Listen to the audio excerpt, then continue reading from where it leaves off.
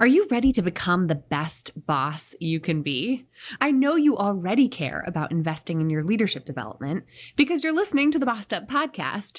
So I want to make sure you heard that enrollment is open now for Level Up, our 6-month leadership and management accelerator for current and aspiring women managers. Learn more about this dynamic community program that includes monthly trainings, monthly group coaching calls, and one-on-one executive coaching to help you become the leader you are meant to be. Our next cohort kicks off this October, so don't delay. Learn more and secure your spot now before we sell out at bossedup.org/levelup. That's bossedup.org/levelup.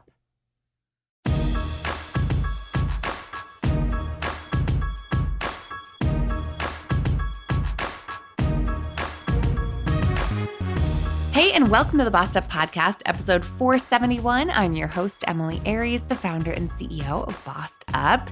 And today I want to talk about how to handle it when you've been passed up for a promotion.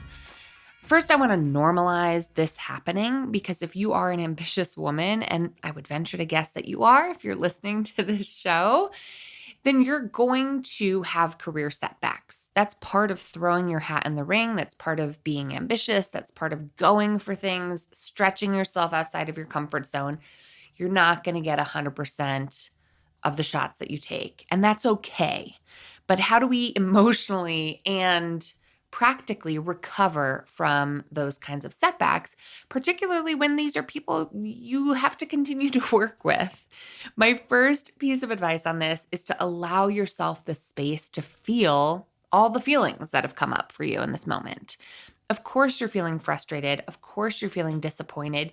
You might even be feeling shame or embarrassment or rejection, all of which is totally understandable. So don't gaslight yourself into feeling like you shouldn't feel these feelings. Make it okay to validate yourself, journal about it, talk it over with a friend or a trusted loved one, and let those feelings have their due time. You know what I mean? Let them have their space and give them that time to actually process how you're feeling. And one of the best ways for you to allow yourself the space to really feel your feelings is to label them specifically. So whatever is coming up for you, even if they're feelings that kind of surprise you or take you aback, walk through the process of really labeling your emotions, preferably with someone you trust, because that'll help you get beyond the sort of surface level anger or sadness that you might be feeling. In fact, I did a great episode with Dr. Mark Brackett way back in episode number 323, all about emotional intelligence. And he's the founder and director of the Yale Center for Emotional Intelligence. He talks about his book, Permission to Feel, which really gets into the ruler method for how you can process and sort of like work through complex emotions by being really specific about labeling them. Highly recommend giving that a listen if you missed it from years ago. And just give yourself permission to feel, as his book title puts it so eloquently. By creating that space to validate yourself, you can also in that moment hopefully remind yourself that there's more to you than this one promotion. There's more to your entire career than this one setback. And frankly, there's more to you as a person than your career alone. So giving that airtime to air your grievances is a really important step. Without doing that, you're just going to move forward defaulting to resentment. And I have seen how insidious resentment can be for folks who were once pretty content at work, then go for a promotion, don't get it, and never can emotionally recover from it. And it kind of soils the rest of their experience at that workplace. That is optional. That does not need to happen to you. So really give yourself the space and time to process those complex feelings and decide what to internalize and what to externalize, how you're going to really conceive of the narrative behind their decision. My second piece of advice on this is to really get clear with yourself about your own expectations for how you'd like to proceed. How do you want to show up in the workplace moving forward? Really get clear with yourself about how you expect yourself to show up in your current role. When you're interviewing for a promotion, it's kind of like expanding your identity. You start to envision yourself in this other role and you start to imagine what you would do and what perspectives you would bring to the table. Now it's time to kind of reimagine yourself in your current role. But things have already changed for you in your identity. And in fact, it's perfectly normal to crave progress. That's, after all, why so many of us try to seek out promotions to begin with. We want growth, we want progress. And so you'll want to start thinking about, okay, what does growth and progress for me look like in my current role? So if this is about pulling back from what your pre-existing efforts were in this role, perhaps you were giving 110% because you wanted to be seen as totally devoted to the team. And after not getting this promotion, you don't really see a future for yourself here. So it's time to pull back on that 110% so you can create some space for other opportunities and other growth and progress to be prioritized in your career. That's one way to be really intentional about moving forward. Or perhaps you are going to challenge yourself to expand your responsibilities and take on new exciting projects and challenge assignments in role in order to give yourself that sensation of progress and growth. It's Teresa Amabile's theory, and Stephen Kramer write about it in the Harvard Business Review. And in fact, I alluded to this progress principle, as they call it, back in episode 295 a couple of years ago now, 3 years ago now. It's this, innate human desire to feel a sensation of forward progress. So if you all of a sudden went from envisioning yourself in a promotion to having to reimagine yourself back in your current role, you have to find a way to reframe your expectations for yourself with some kind of forward movement, with some kind of sensation of progress. You can't just default to how things were going before. You have to reimagine yourself in this role, or, which brings me to my third point, imagine yourself in your next role. So my third sort of piece of advice here is it makes sense to start thinking about your next steps. If you are getting rejected from a promotion at work, it doesn't necessarily mean you got to change everything. You got to throw the baby out with the bathwater. In fact, there's a time and a place in your life where stability and contentment are the top priority.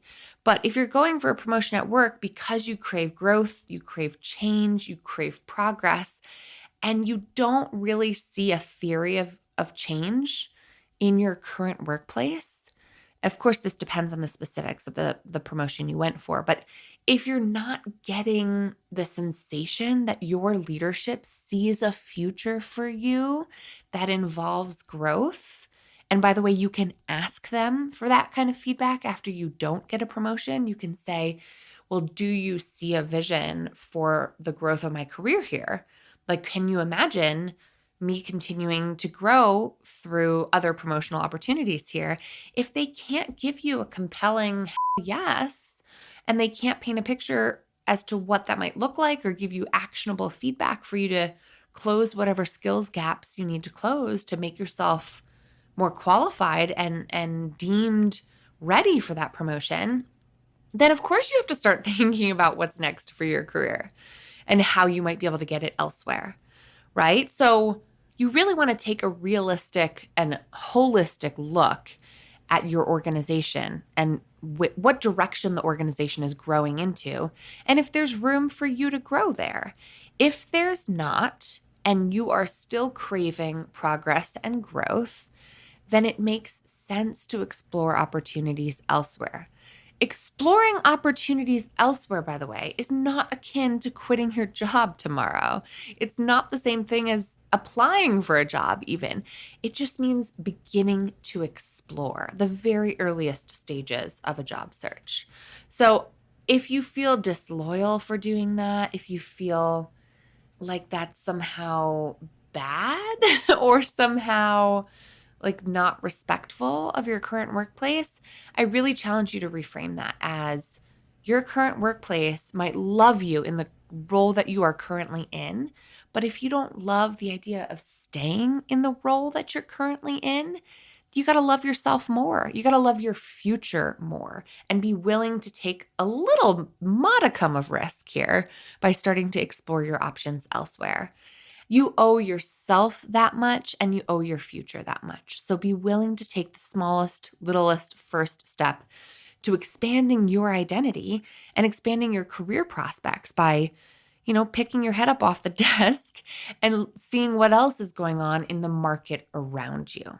Now, navigating the promotion process, proving yourself ready for a promotion, and projecting the kind of executive presence that gets your qualifications, skills, and high performance actually seen as having promotion possibility, that's a tricky feat, especially for women who are up against all kinds of gendered double standards on this, not the least of which is that men tend to be promoted on potential alone, whereas women tend to be promoted only after they have a proven track record of high performance. If you want help navigating the tricky terrain that is advocating for advancement in your career, be sure to check out Level Up, our 6-month leadership and management accelerator for women on the rise. And since completing Level Up, 87% of our alums received raises, and almost 70% of them, 67 to be specific, of alums have received promotions. So if you are looking to really level up into management and leadership, and you want to be able to project that leadership capacity, that executive presence that actually gets you promoted, not just given high performance reviews without growth potential, check out Level Up now at bossedup.org/levelup. Our next cohort launches this October. And now I want to hear from you. As always, let's keep the conversation going after the episode in the Bossed Up Courage community on Facebook or in the Bossed Up LinkedIn group, both of which are linked to in today's show notes. Have you been passed over for a promotion? And if so, how did you recover from that? Not just emotionally and in your career, but with those colleagues in particular. Did you stick around long term? How did that go? And if you chose not to, if you chose to start exploring your options elsewhere, was being passed over for a promotion the impetus to get you moving in that direction? I'd love to hear your experience and what has worked well for you. Until next time, let's keep Boston in pursuit of our purpose, and together, let's lift as we climb.